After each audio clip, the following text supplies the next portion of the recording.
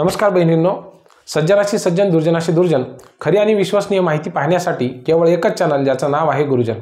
बहिणींनो, आजच्या व्हिडिओच्या माध्यमातून आपण जाणून घेणार आहोत की आशा सेविका, अंगणवाडी सेविका, मदतनीस आणि गटप्रवर्तक यांच्यासाठी येत्या वर्षामध्ये म्हणजेच येत्या 3 महिन्यामध्ये नेमक्या कोणत्या 3 आनंदाची बातमी मिळणार आहेत। पहिली आनंदाची बातमी अशी असणार आहे की येत्या 1 फेब्रुवारी 2025 रोजी भारताच्या सन्माननीय वित्तमंत्री म्हणजेच अर्थमंत्री निर्मला सीतारामन ह्या आपलं बजेट मांडणार आहेत। या बजेटमध्ये आशा सेविका, अंगणवाडी सेविका, मदतनीस आणि गटप्रवर्तक यांच्या दृष्टिकोनातून एक अतिशय महत्त्वाचा निर्णय होणार आहे अशी माहिती मिळत आहे। यामध्ये अंगणवाडी सेविका आणि आशा सेविका यांच्या मानधनामध्ये केंद्र सरकारचा जो वाटा आहे तो वाढवण्याच्या दृष्टिकोनातून प्रयत्न होणार असल्याची माहिती आपल्याला सूत्रांकडून मिळालेली आहे। गुजरात हायकोर्टाने निर्णय दिल्याच्यानंतर त्या ठिकाणी गुजरात राज्यामध्ये अंगणवाडी सेविकांना ग्रॅज्युएटीचे पैसे देखील मिळालेले आहेत आणि त्याच धर्तीवरती संपूर्ण देशभरामध्ये ग्रॅज्युएटी संदर्भामध्ये निर्णय होण्याची शक्यता देखील या बजेटमधून अपेक्षित आहे। तिसरा महत्त्वाचा मुद्दा म्हणजे या येणाऱ्या वर्षामध्ये अर्थातच मार्च महिन्यामध्ये महाराष्ट्राचा अर्थसंकल्प देखील महाराष्ट्राचे सन्माननीय अर्थमंत्री अजितदादा पवार या ठिकाणी महाराष्ट्राच्या विधान भवनामध्ये मांडणार आहेत। या अर्थसंकल्पामध्ये अंगणवाडी सेविका आणि आशा सेविका यांच्या संदर्भामध्ये महायुतीने निवडणुकीपूर्वी जे विधान केलेलं होतं, ज्यामध्ये आशा सेविका, अंगणवाडी सेविका, मदतनीस आणि गटप्रवर्तक यांच्या मानधनवाढीचा निर्णय होईल अशा प्रकारचं जे विधान आणि जे वचन महाराष्ट्रामधील तमाम आशा, अंगणवाडी सेविकांना महायुतीने निवडणुकीपूर्वी दिलेलं होतं, या वचनाची पूर्तता देखील होण्याच्या दृष्टिकोनातून पावलं उचलली जाणार आहेत। तिसरा महत्त्वाचा मुद्दा म्हणजे आशा सेविका, अंगणवाडी सेविका, मदतनीस आणि गटप्रवर्तक यांच्यासाठी विमा पॉलिसी, ज्याचे पैसे अंगणवाडी सेविकांच्या खात्यामध्ये आता प्रत्येक वर्षी जमा होणार आहेत केंद्र शासनाच्या वतीनं आणि राज्य शासनाच्या वतीनं, त्याचा पहिला हिस्सा, पहिला टप्पा, पहिली जी रक्कम आहे तर ती अंगणवाडी सेविका आणि मदतनीस यांच्या खात्यामध्ये ऑलरेडी आलेली आहे। एकूण 248 रुपये बहिणींच्या खात्यामध्ये जमा झालेले आहेत। शिवाय लाडक्या बहीण योजनेचे पैसे जे त्या ठिकाणी फॉर्म भरल्यापासून वंचित राहिल्या होत्या, म्हणजे फॉर्म भरलेले आहेत परंतु 50 रुपये फॉर्मप्रमाणे ज्यांचे पैसे आलेले नाही आहेत, अशा सर्व अंगणवाडी सेविका ताईंचे पैसे प्रोत्साहन भत्त्याच्या स्वरूपामध्ये त्यांच्या खात्यामध्ये येणार आहेत। तिसरा महत्त्वाचा मुद्दा म्हणजे पोषण ट्रॅकर ॲपच्यामध्ये जे प्रोत्साहन भत्ता 2000 रुपये मिळतो आणि मदतनीस ताईला 1000 रुपये मिळतो, त्यामध्ये सुद्धा वाढ होण्याची शक्यता आहे।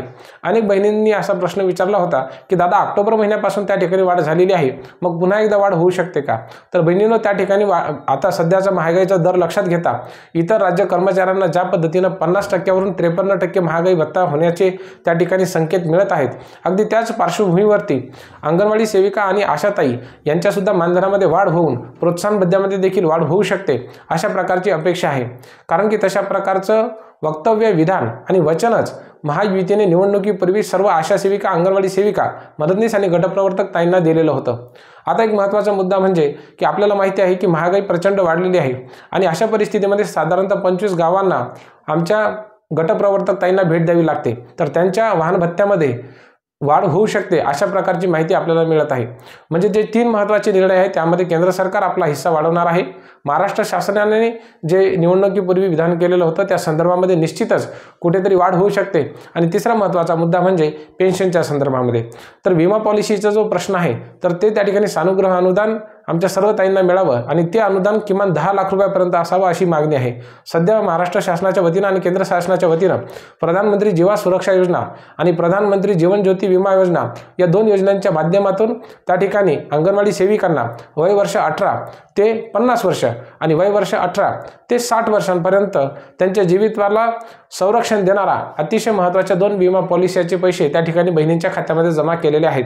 याच दृष्टिकोनातून या ठिकाणी शासनाने हा जो विमा आहे तो 2 लाख न ठेवता त्याच्यामध्ये वाढीव रक्कम करून तो इतर कर्मचाऱ्यांना जसा 10 लाख रुपये मिळतो, त्याच पार्श्वभूमीवरती आमच्या बहिणींना सुद्धा 10 लाख रुपये मिळावा, एक अतिशय महत्त्वाचा निर्णय शासनाने घ्यावा, जेणेकरून त्यांच्या नंतर त्यांच्या कुटुंबियांना हे पैसे सर्व मिळू शकतील। एक अत्यंत महत्त्वाचा प्रश्न म्हणजे ताईंच्या पेन्शन संदर्भामध्ये, कारण की रिटायरमेंट झाल्याच्या नंतर उतर वयामध्ये कुठल्याही प्रकारची हमी आणि शाश्वती अंगणवाडी बहिणींना आणि त्या ठिकाणी आशा सेविकांना मिळत नाही।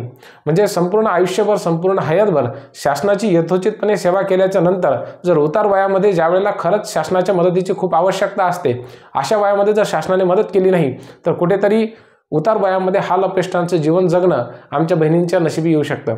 त्यामुळे तर न येऊ देण्यासाठी आताचपासून आमचे जे मानधन आहे आणि प्रोत्साहन भत्ता याला एकत्रित करून थोडीफार रक्कम शासनाने कापून तेवढ्याच पद्धतीची रक्कम, म्हणजे जर समजा बहिणींच्या खात्यामधून किंवा मानधनामधून जर 10% कपात शासनाने जर केली तर तेवढीच 10% रक्कम शासनाने सुद्धा भरावी, म्हणजे जेणेकरून बहिणींच्या खात्यामध्ये प्रत्येक वर्षी 20% त्या ठिकाणी मानधन जमा होईल आणि ते पैसे जमा झाल्याच्या नंतर उतार वयामध्ये तेच पैसे त्या ठिकाणी बहिणींना पेन्शनच्या स्वरूपातून शासनाच्या मदतीने मिळतील, अशा प्रकारची भावना सर्व बहिणींनी व्यक्त केलेली आहे। येणाऱ्या अर्थसंकल्पामध्ये महाराष्ट्राच्या आणि देशाच्या या दोन्ही अर्थसंकल्पामध्ये बहिणींच्या ग्रॅज्युएटी संदर्भामध्ये, पेन्शन संदर्भामध्ये, मानधनवाढ संदर्भामध्ये आणि पॉलिसीच्या संदर्भामध्ये महत्त्वाचे निर्णय घेण्याचा मानस निश्चितच सरकारचा आहे। हे तीनही गोष्टी जर या ठिकाणी घडून आल्या तर निश्चितच सर्व बहिणींना अत्यंत गोड बातमी मिळणार आहे। बहिणींनो, ह्याच 3 महत्त्वाच्या बातम्या होत्या की ज्या तुम्हाला मकर संक्रांतीच्या निमित्ताने निश्चितच शासनाकडून तुम्हाला मिळू शकतात। हा व्हिडिओ तुम्हाला कसा वाटला हे आम्हाला कमेंट करून नक्कीच सांगा। तुमचे मत, तुमचे अभिप्राय आणि तुमच्या प्रतिक्रिया आमच्यासाठी खूप महत्त्वाच्या आहेत। यामध्ये आपण गुरुजन चॅनलच्या माध्यमातून सातत्याने तुमच्या न्याय मागण्यांसाठी सातत्याने आपण लढा उभारत आहोत। खरं पाहिलं तर प्रचंड कष्ट करून मेहनतीनं स्वतःच्या जीवाची पर्वा न करता मुलांच्या, गर्भवती मातांच्या, स्तनदा मातांच्या संदर्भामध्ये शासनाच्या विविध योजना त्यांच्यापर्यंत पोहोचवण्यासाठी सतत अविरतपणे झगडणाऱ्या आणि त्यांच्यापर्यंत न्याय हक्क पोहोचवणाऱ्या आमच्या सर्व अंगणवाडी सेविका, आशा दिदी, मदतनीस आणि गटप्रवर्तिकाताई यांच्या कार्याला गुरुजन चॅनलचा सलाम आहे। तुमच्या न्याय मागण्यासाठी आपण सातत्याने प्रयत्न करत आहोत आणि जोपर्यंत शासन दरबारी तुमच्या मागण्यांचा पाठपुरावा होत नाही तोपर्यंत आपण थांबणार देखील नाही। खरं तर बहिणींनी आपले सर्व कुटुंबाची जबाबदारी सांभाळून, आपल्या परिवाराची जबाबदारी सांभाळून, सामाजिक स्वास्थ्याचं भान ठेवत त्या ठिकाणी कोरोनासारख्या अत्यंत विषम परिस्थितीमध्ये आपल्या प्राणांची बाजी लावून या ठिकाणी अनेकांचे प्राण वाचवलेले आहेत। अनेक बहिणींचे प्राण या ठिकाणी कोरोनाच्या काळामध्ये गेलेले आहेत। मग त्यांच्या कुटुंबाला सानुग्रह अनुदान देण्याची जबाबदारी निश्चितच शासनाची आहे। यासोबतच विविध आरोग्य सेवांचा दाखला घेत असताना, त्या सर्वसामान्यांपर्यंत पोहोचवत असताना माझ्या अनेक बहिणींना विविध रोगांची लागण देखील होते। ती टाळण्यासाठी शासनाने निश्चितच कुठेतरी प्रयत्न करावा आणि जर त्यांना अशा प्रकारच्या रोगाची लागण झाली तर त्यांच्यानंतर त्यांच्या कुटुंबियांना निश्चितच 10 ते 15 लाख रुपयाचं अनुदान मिळावं, म्हणजे जेणेकरून आमच्या अंगणवाडी सेविका आणि ताई, मदतनीस ताई, गटप्रवर्तक ताई आणि आशा सेविका यांच्या जीवनामध्ये निश्चितच त्यांच्या पश्चात त्यांच्या मुलाबालांकडे निश्चितच दुर्लक्ष होणार नाही, अशा प्रकारची काळजी देखील शासनाने घेणं गरजेचं आहे। महाराष्ट्र शासन असो, राज्य शासन असो, खरं तर 10 ते 15 हजार रुपयामध्ये सध्याच्या महागाईच्या काळामध्ये काही एक होत नाही। म्हणून सर्व बहिणींचा विचार शासनाने पोटतिडकीने करावा, त्यांच्या न्याय मागण्याच्या संदर्भामध्ये एक समिती गठीत करावी आणि लवकरात लवकर हे हिवाळी अधिवेशन होण्याच्या पूर्वी, अर्थसंकल्पीय अधिवेशन होण्याच्या पूर्वी सर्व बहिणींच्या न्याय मागण्यांच्या संदर्भामध्ये GR काढावा, जेणेकरून त्यांच्या जीवनामध्ये यश येईल आणि त्यांचं जीवन हे संतुलित होईल, त्यांच्या जीवनाला एक नवीन आकार प्राप्त होईल, त्यांच्या जीवनाला स्थैर्य प्राप्त होईल। या दृष्टिकोनातून शासनाने निश्चितच प्रयत्न करायचे आहे। ही एक महत्त्वाची विनंती शासनाकडे आम्ही या व्हिडिओच्या माध्यमातून करू इच्छितो। बहिणींनो, तुम्हाला व्हिडिओ कसा वाटला आम्हाला कमेंट करून निश्चित कळवा। खूप खूप धन्यवाद।